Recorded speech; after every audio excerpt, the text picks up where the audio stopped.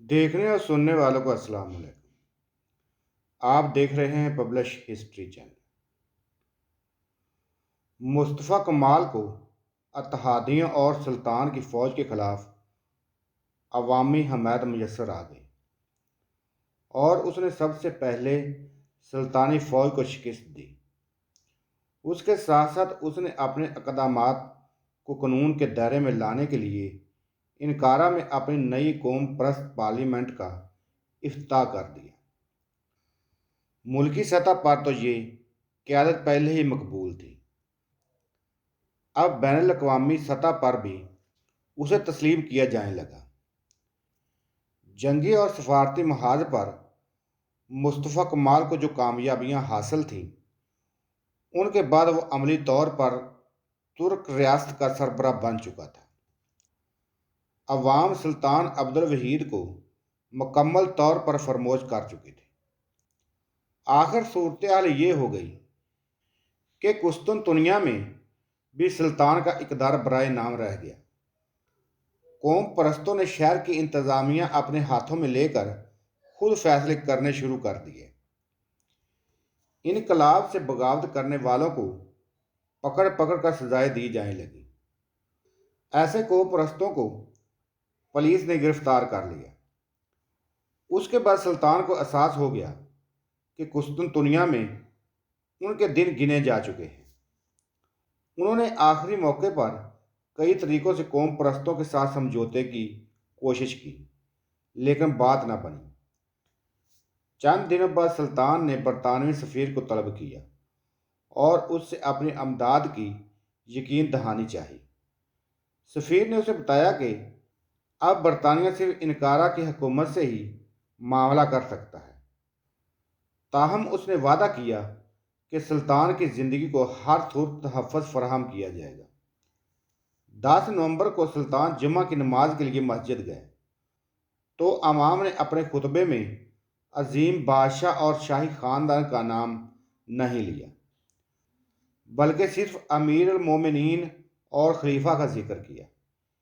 इस नमाज के फ़ौरन ही बाद सुल्तान ने बरतानवी सफ़ीर को पैगाम भिजवाया कि उनकी जान खतरे में है और उन्हें यहाँ से फ़ौरन निकाल लिया जाए। चुनांचे 11 नवंबर को सुबह सुल्तान अब्दुल वहीदुद्दीन अंग्रेज़ों की 2 एम्बुलेंस कारों के ज़रिए, जिन पर रेड क्रॉस का निशान बना हुआ था, अपने ख़जाने और 9 अफराद पर मुश्तमिल अमले के हमरा एक बरतानवी जंगी जहाज़ तक पहुंचा और फिर उस जहाज़ के ज़रिए माल्टा रवाना हो गए। वो अपनी 5 बीवियों को छोड़ गए थे और उन्होंने अंग्रेज़ों से दरख्वास्त की कि उन्हें बाद में उसके पास पहुंचा दिया जाए। कौम परस्तों ने सुल्तान के खुद फरार होने पर खुशी का इजहार किया। सुल्तान के फरार होने के बाद 16 नवंबर 1922 को ग्रेट नेशनल असम्बली ने उसके कज़न अब्दुल मजीद को खलीफा मुंतखब कर लिया। उनकी उम्र 54 साल थी और उनके लिबरल ख्यालात की वजह से उन्हें सुल्तान ने सियासत से अलग कर दिया था। अब्दुल मजीद ने असम्बली के तय करदा शराइत के मुताबिक ये मनसब कबूल कर लिया। उसे इस मौके पर पैगंबर इस्लाम की इबा और दीगर मतबरक एशिया दी गई, लेकिन तलवार उसे नहीं दी गई, जो खलीफा के दुनियावी इक़्तिदार की अलामत थी। मुस्तफ़ा कमाल अलानिया तौर पर शराब पीते थे। जब गैर मुल्की अखबारों ने उनकी शराब नोशी के बारे में लिखा तो उन्होंने उनकी तइद की और कहा कि अगर ऐसी बातें ना लिखी जाएं तो लोग मुझे समझ ही नहीं सकते। एक मरतबा वो एक रेस्टोरेंट में बैठा शराब पी रहे थे तो गवर्नर ने खिड़कियों से पर्दे गिराने का हुक्म दिया। उस पर कमाल ने कहा कि अगर तुमने ऐसा किया तो लोग समझेंगे कि हम मेज़ पर औरतों को नचा रहे हैं, उन्हें देखने दो, हम सिर्फ शराब पी रहे हैं। मुस्तफ़ा कमाल की यही बातें उसके सियासी मुखालफिन का हथियार थी। उनका यह तर्ज ज़िंदगी उनके खिलाफ پروپیگنڈے کے لیے استعمال ہوتا تھا۔ بہت دیر سے یہ افواہیں گردش میں تھیں کہ مصطفیٰ کمال اسلام کو تباہ کرنے اور خلیفہ کو نکالنے کا ارادہ رکھتے ہیں۔ انہوں نے کئی دفعہ اپنے اس ارادے کا اظہار سارے عام بھی کر دیا تھا۔ ادھر خلیفہ عبد المجید کو سیاست میں کوئی دلچسپی نہیں تھی۔ ان کو باغبانی اور مصوری کا شوق تھا اور ان کا زیادہ وقت انہی دو مشغلوں کی نظر ہوتا تھا۔ ان کی طبیعت میں سازش کا عنصر تھا اور وہ ایک سیدھے سادے دیانتدار، مسکین اور شریف شخص تھے۔ انہوں نے جوانی سے ہی اپنے محل میں بڑی سادہ زندگی بسر کی تھی، لیکن اب جب انہیں خلیفہ المسلمین منتخب کیا گیا تو انہوں نے اس منصب کو بھی دیانتداری سے نبھانے کی کوشش کی۔ اس سے قبل خلیفہ گھوڑا گاڑی استعمال کرتے تھے، لیکن وہ سلطان محمد فاتح کی طرح سفید گھوڑے پر سوار ہو کر نماز کی ادائیگی کے لیے جاتے تھے۔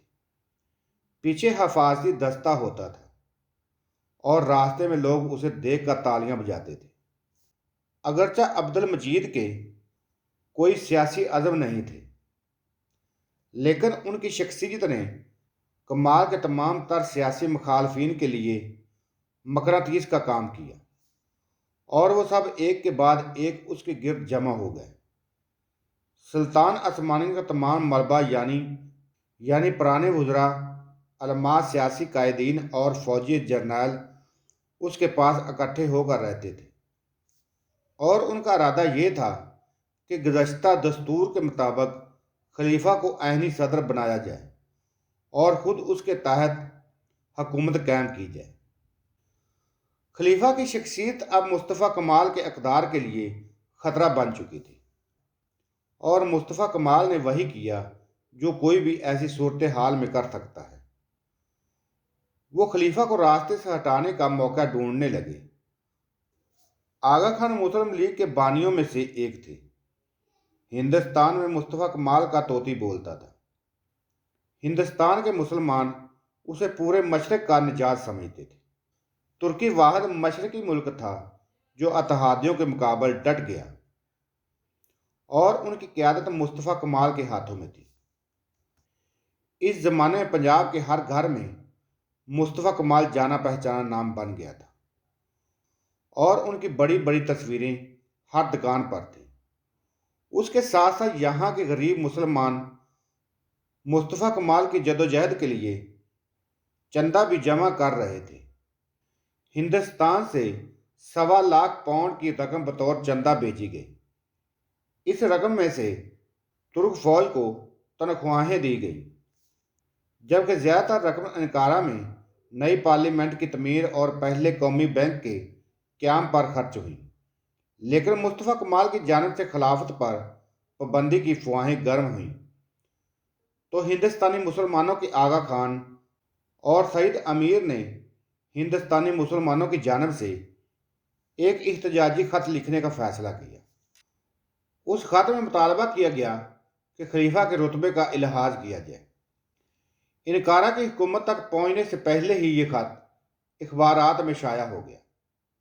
مصطفیٰ کمال کو موقع مل گیا۔ انہوں نے آغا خان کے حالات نکال دیے۔ وہ ایک معتبر ہندوستانی مسلمان تھے جو انگلستان میں رہتے تھے۔ انہوں نے ریس کے گھوڑے پال رکھے تھے۔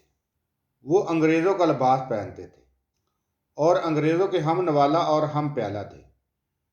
چنانچہ مصطفیٰ کمال نے اعلان کر دیا کہ وہ انگریزوں کے خاص ایجنٹ ہیں اور انہی کی ایما پر برطانیہ ترکوں کے اندرونی معاملات میں مداخلت کر رہا ہے۔ اب اس خط کو بنیاد بنا کر ہوا دینا اتا ترک کے بائیں ہاتھ کا کھیل تھا۔